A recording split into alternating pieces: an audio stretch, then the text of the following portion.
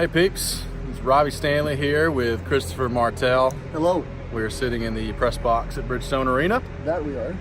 So Chris, Yes. what have you made of the Nashville Predators during the past week or so as we're heading up to the trading deadline here? How do you feel about this group as currently constructed? I think they're about one piece away from where they need to be. I think this is a team as constructed, looks good on paper, but when you see the on-ice product, I think you can tell that there's just one piece missing. And in my preference, I think that's a top six forward, a legitimate top six forward. Yeah, I don't think there's any doubt that right now the glaring weakness on this team is secondary scoring. I mean, Ryan Johansson's line, even with Forsberg and Arvidsson out this year, has been pretty good. Ryan Johansson has been Stellar.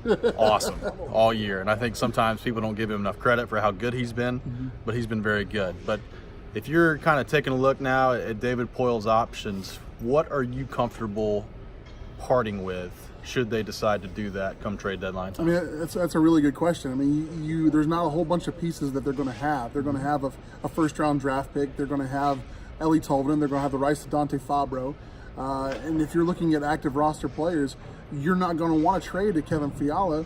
I think, of course, I think what you're going to have is the first Tolvanen, Fabro. That's easily there right there. And I think if you're going to go into active roster players after that, my guess would be maybe touch on a Craig Smith, maybe touch on a Kyle Turris, see what they can get you back in return. I think if push comes to shove, trade Nick Bonino, because right now he is the highest he's ever going to be in terms of his performance, and statistically it's showing right now. So there's not many options the Preds can do, but from what they got, they can definitely make some noise with it. Interested to see how this next week or so goes. I think, Kyle Turris probably still needs a little bit more time coming back from injury, but he doesn't need much more time. They need that second line or whatever line he's on. I think he's on the fourth line this morning, but whatever line he's on to start producing, because we talked about last year, I remember in the first round of the playoffs, we were talking about Colorado and how dangerous they were. Yeah. And we talked about, they're kind of just a one-line team, though. I mean, to be honest with you, that's kind of what the Nashville Predators have become this year, is a one-line team. And if that's going to be the case, you ain't making a deep playoff run like that. No, and I've compared them to Colorado before. I think they're Colorado with a better supporting cast.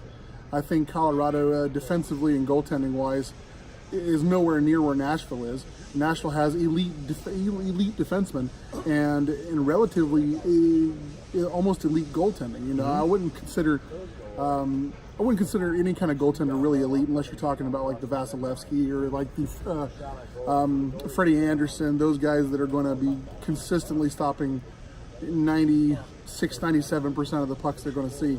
But in terms of Nashville's goaltending, you need great goaltending, and that's what they got.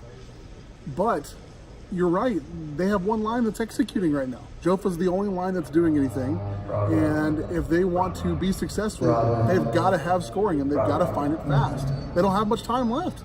You're right. We'll see what happens. It's going to be an interesting week or two for David Poile and the Nashville Predators.